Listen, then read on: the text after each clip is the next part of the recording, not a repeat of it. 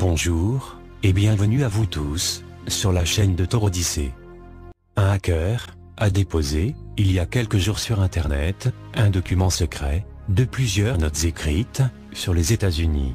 Donc, je vous présente ces notes top secrètes, avec une reconstitution visuelle, que j'ai créée, spécialement pour vous. Ce que vous allez voir et entendre, va changer et enrichir votre perception, et compréhension, sur la réalité des mensonges américains.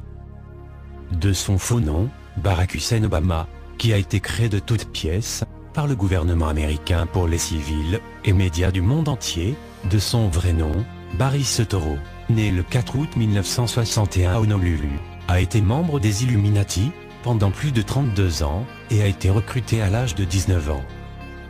Il a fait partie, des 7 personnes dans l'histoire des Illuminati, qui ont participé au rituel du commencement.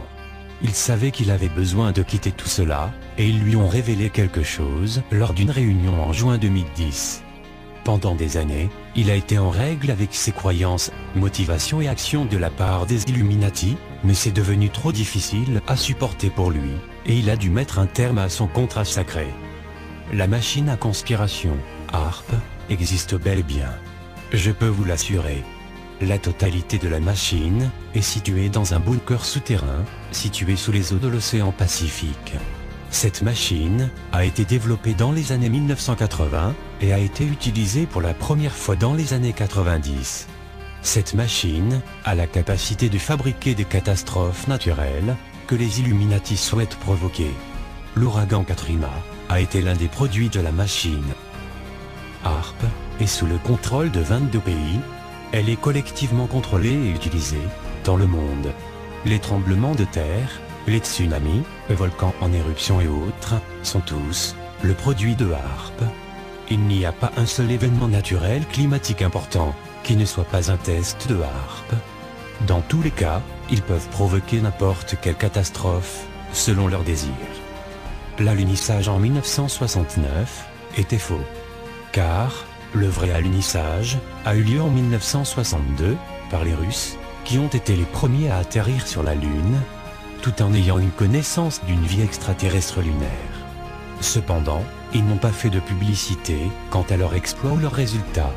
Il a été décidé que l'Amérique allait gagner la course à l'espace, dans le but de sécuriser le sentiment de supériorité du capitalisme sur le communisme.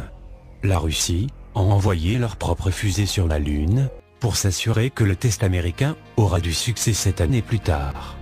Tout s'est parfaitement bien passé avec l'alunissage des Russes, après un contrat très serré avec les extraterrestres. Sur la Lune, les Américains, après un pacte avec eux, ont commencé à construire des sites de missiles nucléaires et d'armes laser à haute densité. Ces sites contenant ces missiles et lasers ont été approvisionnés au fil des années, de par les diverses missions Apollo. Le but de ces sites est d'attaquer une nation qui ne coopère pas avec les Illuminati. Les Illuminati lanceraient des missiles sur une nation, sans que celle-ci ne soit capable de savoir d'où ils proviennent. En 2015, les nouveaux vols spatiaux, qui ne sont pas officialisés, ni à la radio, ni à la télé, sont en fait des vaisseaux spatiaux humains, comme par exemple, le TR-3B de la vague belge, ou le TR-6, Telos, de Phoenix en 1997, et autres. Ces vaisseaux humains, qui peuvent entrer et sortir de l'atmosphère terrestre, se déplacer de planète en planète, ne sont pas là pour faire joli, ce sont des outils des Illuminati. De plus, les extraterrestres sont un peu différents de ce que la presse maintient à nous divulguer. Les Illuminati ont 3 dirigeants majeurs, dans chacune des régions importantes du monde. Cependant, certaines régions sont abandonnées à cause du manque de dirigeants adéquats. En Amérique du Nord, Warren Buffett est très certainement le chef des opérations Illuminati, suivi par Ben Bernanke et Lloyd Blankfein. En Amérique du Sud, il ne possède aucun dirigeant Illuminati.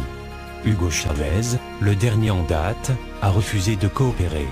En Europe, Angela Merkel est la patronne principale des Illuminati, ainsi que Nicolas Sarkozy, qui était aussi un membre puissant de ces dernières années.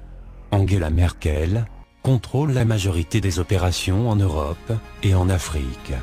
Gordon Brown, était très influent, jusqu'à ce qu'il décide de faire n'importe quoi, et donc les Illuminati ont préféré le lâcher. Ces gens vendent des armes aux Africains pour provoquer du chaos et ainsi apporter l'ordre. Ils savent ce qu'ils font.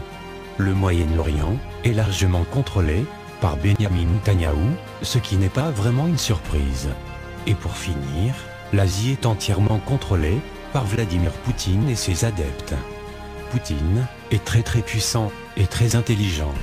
Il réussira à reprendre le contrôle des activités de la Russie, tôt ou tard, vous pouvez en être certain. La Chine l'a choisi pour donner un peu de pouvoir aux Illuminati. La Chine est d'ailleurs très intéressée à renforcer ses liens avec l'Israël. Ils coopèrent, mais ne veulent pas trop être impliqués.